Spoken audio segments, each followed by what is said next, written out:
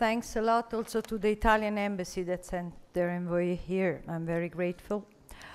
I change all my speech. I just want to tell you that the analyses that have been done here are marvelous, that Gerald, as usual, gave a very wide image of what is today the phenomena. So I won't really stop on it. I won't discuss it. I will mostly speak about what can be done and what we do, but there are a couple of things that I have to say about that.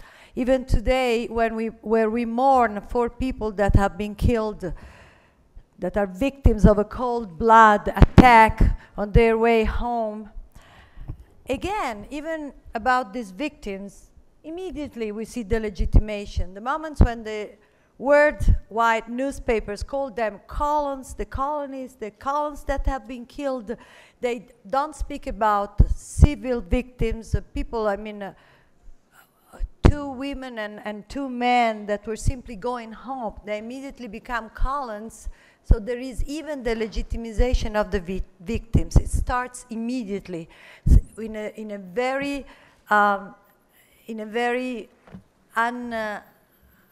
unfair way, which is really very hard to stand. It's disgusting, and it disgusts me. I had a look at the international press this morning. When I was small, as an Italian child, my grandma used to sing to me a romanza by Rossini, Il Barbiere di Siviglia. Maybe somebody knows that romanza that says, La calunnia è un venticello, the slander is a breeze. And I learned when I was very, very small that slander can kill. This slander in that romanza, boom, at the end explodes, and it becomes something that I really started being afraid of since a very, very small age. Slander can kill. And a few days ago, I watched at the television a panel at Sky News where they were discussing what will happen now in Washington during the discussion of this, let's hope, new peace process, which has been also discussed a lot. I won't enter into it. The only thing I want to say is that these people that were discussing said, well, Netanyahu will be obliged to accept a lot of things because the general international public opinion is so bad about Israel that Israel cannot stand it anymore. And there I understood that la calunnia is a strategic weapon. It's not something that just stays there and says bad things about Israel. It obliges, it's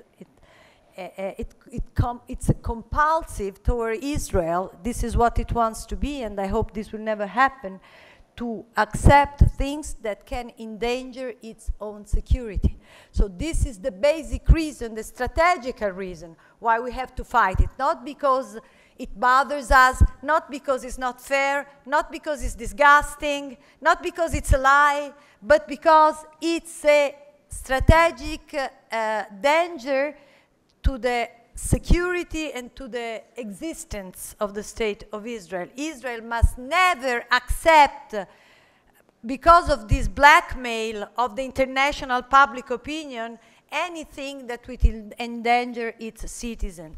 So that's the spirit that I had inside me when I was elected and I became the deputy president of the Commission of Foreign Affairs. It's a great responsibility, and first of all I tried to make an analysis of how the situation is, and I understood that there are fortresses and fortresses. Not everything is the same.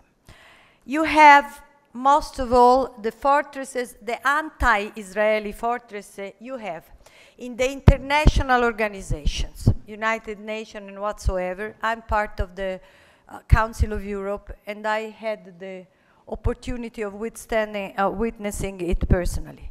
Inside the trade unions and all the radical left-wing organization, among the intellectuals, and most of all, in the press and the university. These are the fortresses of the problem. But the world doesn't end in there. because the political international situation is not the same. We have a big problem with the United Nations, but we don't have a Waldheim there anymore. We have a big problem with the parliaments and with the political situation. But nowadays, we don't have Craxi, we don't have Mitterrand, we don't have Schmidt, we have Sarkozy, we have Merkel, we have Berlusconi. We have a different situation. The political situation gives us a lot of possibility of working, of building fortresses. And my idea is just this: build institutional fortresses, ideological fortresses, and widespread fortresses. Widespread. What do I mean with this? This is very important. When you speak about Israel, you don't speak only about Israel. Nowadays, mostly the European point of view looks at the Muslim world. Why? Because Europe is very widely invaded by the Muslim world and has a big problem with the Muslim world. So the moment when you touch the problem of polygamy, when you touch the problem of the aggressivity of the Muslim world, when you touch the problem of Iran and you go deeply into it, when you raise the problem of Iran inside the parliament, as we have been doing plenty of time, nobody in Italy has received Ahmadinejad.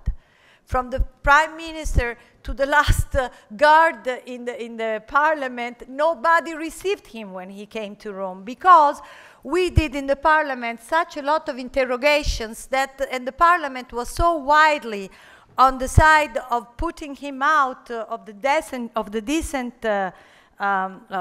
decency, that nobody were ready to do that. Not even the opposition did it, and this is very important. You have to work with the possible opposition. You have always to try to be bipartisan, and never try to be bipartisan saying, yes, Israel did its own mistakes. Now, this has nothing to do with it. You just try to face the issues the way they are and bring it to a reasonable table. I will go into this in a second.